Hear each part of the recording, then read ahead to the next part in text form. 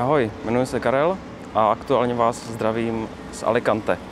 Jedná se o třetí díl naší minisérie, kde plujeme výletní lodí.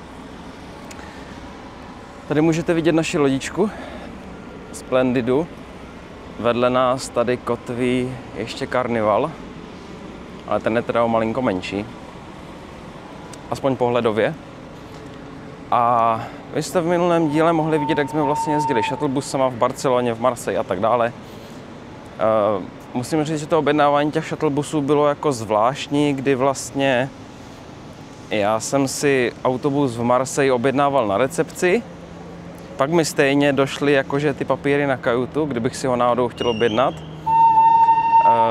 Pak musím říct, že v Barceloně to šlo objednat přes aplikaci. Na Majorce to zase nešlo, ale zase dorazily mi lístky prostě na kajutu, tam jsem je jenom vyplnil a ukázal vlastně u autobusu, oni mi to pak naúčtovali. Ale v Alicante z nějakého důvodu mi nedošly jako papíry do lodi a nebylo to ani v aplikaci, což znamená, že jdem pěšky. Shuttlebus tady sice nějaký je, ale nevím, nechtěl jsem je pak zpátky na lodě zařizovat ty papíry. Navíc v Alicante je to do města, já nevím, 20 minut pěšky, takže jako aspoň se projdeme, proč ne. Ale jenom tak jsem chtěl říct, že vlastně tentokrát mi ty papíry na tu kajutu ani jako nedorazily. Jo, ale tím, že je to kousek, tak mi to vlastně jako nevadí. Ale co mě zaujalo, v aplikaci jsem se díval, bylo tam v nabídce za 55 € na jednoho, že vlastně můžete si udělat takovou tour de, nevím, jak bych to jako nazval. Bylo to něco ve smyslu, že můžete vlastně si koupit průvodce po lodi a vlastně ukážou vám velín, nebo ukážou vám to, kde je prostě kapitán, s kam tu loď řídí, ukážou vám vlastně nákladní prostory, ukážou vám různé prostě kuchyně a takové věci, což je hodně zajímavé. Nicméně jde to využít pouze, myslím, v našem případě pouze v Alicante, stojí to 55 € na jednoho a pouze od 1 hodiny a dál. A musíte být na té lodi, protože ta loď tady stojí. Což já nevyužiju, ale kdybych tady byl sám, tak si myslím určitě, že bych něco takového využil. Ještě se vrátím ke kabině, protože v minulých dílech jsem o tom mluvil, pokud jste je neviděli, tak se na ně mrkněte. Mluvil jsem o tom, že tam jsou 2 USBčka a jedna zásuvka na 230 a jedno USBčko tam není, jakože v té zásuvce vůbec. Tak nakonec to je tak, že ani to druhé USBčko, které tam je, tak nefunguje. Jo, prostě jako nenabíjí. Takže funguje tam skutečně jenom jedna zásuvka. A další věc je, že hledali jsme možnost, jak si vyprat jako věci, protože na té lodi si je můžete nechat i vyprat. A zjistili jsme, že na vrchu ve skříni byl papír a to se dá vyplnit a hodit na to vlastně oblečení a oni vám to vyperou. Cena tam byla za ponožky nějakých €90 a za mikinu myslím si nějakých 8 €. Jo, za vyprání. Jak dlouho to trvá, netuším, jestli to tam dáte jako ráno a večer už to máte, nebo jak to funguje, nevím. Dámy a pánové, my jsme se teleportovali do města, respektive tam po tom molu, co je vidět za mnou, tak je to asi 15 minut chůze, takže jako v Alicante shuttlebus nepotřebujete. V Marseille ho mít musíte, to jako tam bez toho to jinak nejde. V Barceloně je to štreka, takže tam bych to taky doporučoval. V Palmě v podstatě ho mít nemusíte, ale taky se to hodí, ale v Alicante ho fakt jako nepotřebujete. Tady je to jako v pohodě. No, my jsme ráno skipli snídaní, protože jsme vstali pozdě a půjdeme tady najít nějakou mexickou restauraci. Na to mám strašnou chuť, protože já mexickou kuchyni jako miluju. A Musím si to dát, takže někde to tady půjdeme najít, určitě vám to natočím. Zjistil jsem, že Alicante má 400 000 obyvatel, nebo něco okolo 400 000. Což je to samé, co Brno. Takže jsme tady v takovém jako španělském Brně. Jo, tam je špilás na vrchu, dívej. Ještě než půjdeme do restaurace, tak jsme se rozhodli tady pro místní promenádu, já vám to ukážu. Takové, nevím, kolik to má přesně, myslím si, že to má snad kilometr nebo 2 dokonce. Taková prostě pěkná promenáda, dlážděná, obehnaná palmama. Moc pěkné. Zjistil jsem, že restaurace, od naposledy jsem se klasicky nepoučil, že mají otevřené třeba až od 12:30 nebo od 1 hodiny, že prostě na oběd to není jak u nás, jako že by bylo všechno otevřené. Fungují tady trošku jinak. Samozřejmě jako Burger King, jo, a je tady nějaká španělská restaurace nebo kafeterie, to asi otevřeno má. Každopádně my chceme nějaké jako Mexiko. A to musíme samozřejmě do těch bočních uliček, no. Tak při hledání mexické restaurace jsme objevili tady takový jako parčík, vyloženě uprostřed prostě města, protože tady vidíte všude baráky okolo. Obrovské stromy, krásná fontána, všechno. Tady když vám to ukážu, ten průměr toho kmenu, tak ten je jako hodně zajímavý. A jedná se mi o to, že prostě v tom Španělsku, ale i třeba v té Marseille, mě prostě udivuje, jak oni umí využívat ty stromy k tomu, aby v těch ulicích bylo jako menší horko v létě. Prostě to klima je příjemnější a všechno. A nestojí to žádnou energii elektrickou, žádné klimatizace, nic, prostě stačí jenom stromy. A udivuje mě, že prostě u nás se všude ty stromy kácí, nebo se prostě ořezávají stylem, že všechny větve a všechny listy se tam ořežou a ten strom prostě nechají holý. Přitom jako tady oni ty stromy nechají a prostě je pod něma úplný jako chládek v létě a je to super. A udivuje mě, že prostě u nás se všechny stromy kácí a je tam všude velké prostě vedro a tady prostě s tím umí pracovat a mají tady pak takové superové parky, kde je jako krásné klima v létě. Zase no, jinde to jde, u nás to nejde. Takže přátelé, konečně jsme to zakempili tady v mexické restauraci Taco Bar. Budete to mít všechno zase jako v Google mapách. Dal jsem si Amstel pivíčko, podchlazené klasicky na Španělsko, že jo. A tady máme první várku, je to klasika nachos a guacamole s jalapeňoskama, tak dobrou chuť. Dámy a pánové, máme tu další chod.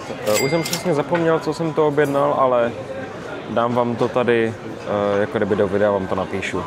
Vypadá to skvěle, voní to ještě líp. Já předpokládám, že je to klasický tacos, akorát položené na stranu přelité tou jejich omáčkou zelenou. A my jdeme do toho.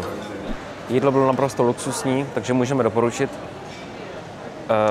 Za pivo, za kolu, za enchiladas a nachos s guacamole a s čím to bylo? S cheddarem, úplně luxusní, 27 €. Za oba dva lidi jsem platil, takže to je, já nevím, 500, jo, což je super. Nebo aspoň za mě. Jako na to, že jsme ve Španělsku, které je poměrně drahé oproti porovnání s Českem, tak si myslím, jakože bomba.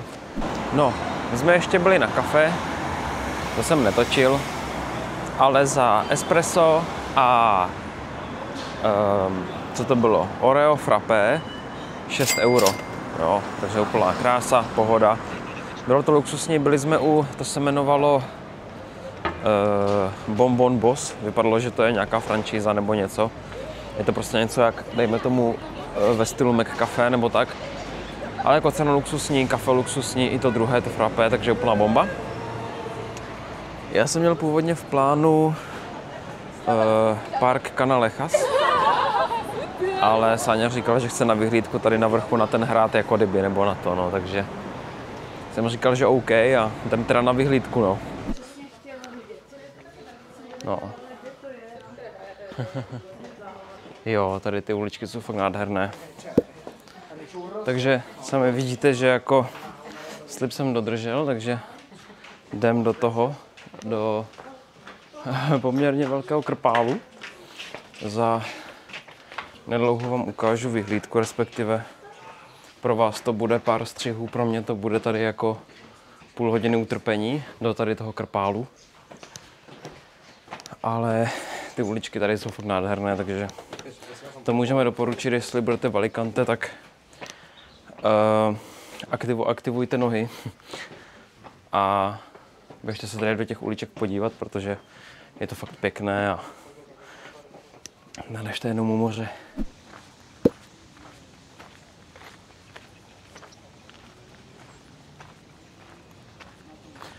Tady vidíme, že se dá jít po těch hradbách vlastně i okolo, což může být jako určitě taky fajn.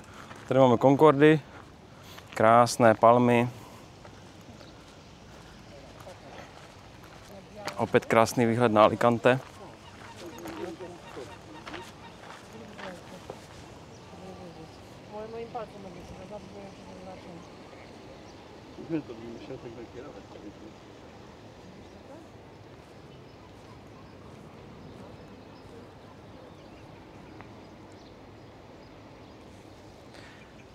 Jako zase, Alicante mi přijde z těch všech měst možná jako nejšpinavější, ale ono je to těžko hodnotit, když v tom městě jste prostě půl dne. Ale opět, jako zase Alicante, zase jako super, jo, nemůžu nic říct a ta půldenní procházka prostě, co jako tady člověk vlastně podnikne v rámci té lodě, tak je prostě boží. Jinak, magnetky jsme se samozřejmě koupili, to je jasný. 2,5 eura za magnetku, takže nějakých za 4 magnetky 10 euro. Klasická cena. Tady už je žena. Takže za chvilku se teleportujeme do parku. Tak, dorazili jsme do parku Canalejas. Na začátku zástup místních, jak bych to řekl, no, lidí bez domova. Tam trošku dělali jako bogr, ale jako v pohodě. Tak, už jsme na mole. Zase tady zpátky k naší lodi. Takhle z města to hezky obejdete. Takhle. A jste tam. Jo. Jezdí tady i takový vláček, kde on je, vám ho natočím. Nevím cenu. Každopádně jako dávat 5 nebo 10 euro za to, aby mě tady jako kilometr svezl vláček. To jako asi úplně nepotřebuju. Můžeme vidět karnival, jak odjíždí. Měl to pěkně očazené, tyjo, zblízka, když jsem to viděl, jak to má na vrchu udělané, ty jejich výfuky, takové to Y, tak jako fajně očouzené, jako jo, mají to zajímavě udělané, ten jejich znak, nebo tady ten výfukový systém. Slyšel jsem troubení, protože ta loď, když odjíždí, tak po každé trouby, ale lekl jsem se, jako, že je to naša Splendida. A pak jsem se podíval na hodinky a do all aboard, neboli čas, kdy mají být všichni na palubě. Máme ještě hodinu, takže paráda, v klubu se projdem. A jinak vlastně bychom si taky mohli říct, že all aboard znamená všichni na palubu a většinou pak za půl hodiny až hodinu ta loď odjíždí. To znamená, ještě je tam půl hodiny čas asi pro nějaké, řekněme, odkotvení nebo nějaké technické jako kdyby záležitosti, nebo pokud se někdo zpozdí, tak tam je jako asi nějaká rezerva. Jinak co se týče houpání, byli jsme včera v 16. jako kdyby patře, nebo v 16. palubě a tam to houpání bylo intenzivnější jakoby než dole, jo? Což znamená, že lidi, co mají jachtklub, jsou v těch horních kajutách. Za mě jako tam to houpání je fakt intenzivnější, že ono to je jako z logiky prostě fyziky nebo z podstaty fyziky to dává jako smysl. Každopádně jenom tak, jako aby třeba pro lidi, co to úplně nemusí, tak a už se rozhodnou na tu lodi, tak doporučujeme ty nižší kajuty, protože v těch horních kajutách skutečně to s váma háže jakoby víc, jo. Ale zase není to nic hrozného, neháže to s váma takovým stylem, že by jako ze stolu padaly skleničky, to ne, ale chápu, že pro někoho to může být nepříjemné. Tak, tady už je naše lodička. Tam jenom při příchodu pánovi ukážete lodní kartu, kterou samozřejmě nafasujete první den a pán vás v pohodě pustí. Uvidíme, jaký tady bude bezpečnostní kontrola. jestli bude v terminálu ve vnitřku, protože nějaký terminál tam je, nebo jestli bude zase v lodi, uvidíme. Tak uvidíme, včera jste to už neviděli, ale nějaká skupina francouzských holek, asi 8 nás tam jako předbíhala. Jedna ta holka začala všechny ty šprušle předbíhat. Tak jsem říkal, dobré, že jí to není blbé, jako nebudu hrotit. No a pak 8 holek vedle nás prostě proletěli, tak jsem je jako vyházel s tam a zpátky. Říkám jako, no, to by jako nešlo. Samozřejmě si nestoupili nakonec, ale šli hnedka za nás, že? Ale prostě jako drzost neskutečná. Tak, máme to v terminálu nakonec. Tak, tady v Alicante mají takový krásný nástupní most, jako polootevřený, dá se říct. S takovými pěknýma tyrkysovýma jako kdyby oknama. No a zase prostě jako kontrola na 15 sekund s frontou prostě na minutu, takže skutečně to jako lambáda. Tak, nestihl jsem to natočit, ale tady rodinka vedle nechala samozřejmě děťátko, ať pomačká úplně všechny tlačítka, takže budeme se pak divit, proč ten výtah neví, kam má jet, že jo? A víte co? Já na to prdím. Já si dám normálně fitko tady. To je kolikátka? 6. patro to bylo? No, tak z 6 do 13 si dáme tady takový decentní starost workout.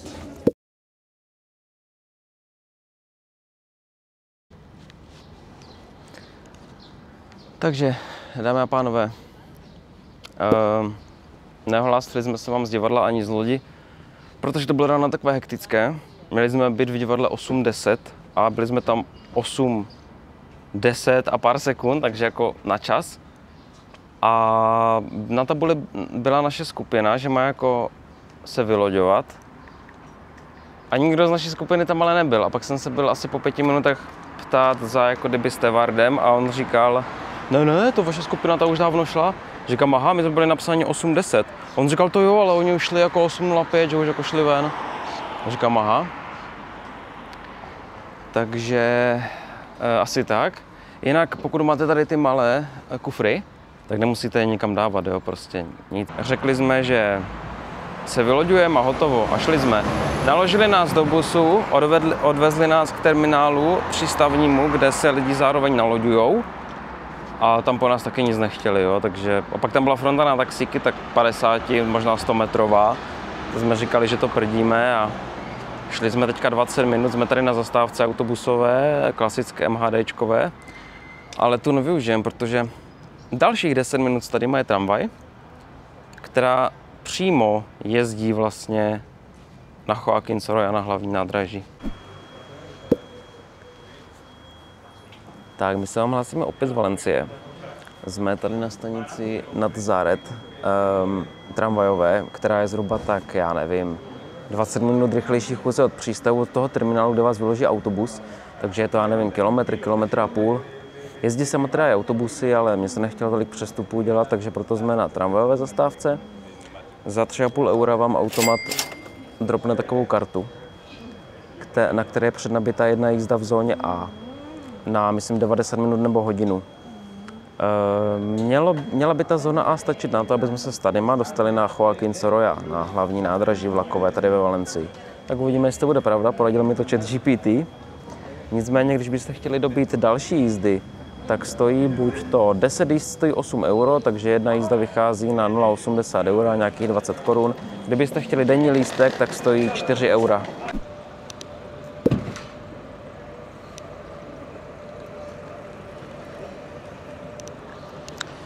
Tak, dámy a pánové, my jsme konečně na nádraží.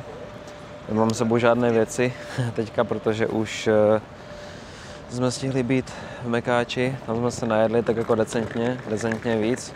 Protože vždycky, když jsme ve Španělsku, tak zkoušíme, jako, nebo někde jinde než u nás, tak zkoušíme ty nové menu, co jako mají v těch zemích. Tady toho měli fakt hodně nového. Tak jsme pojedli jako poměrně dost. Jsme tady hodně brzo, jede nám to asi až za 2 hodiny.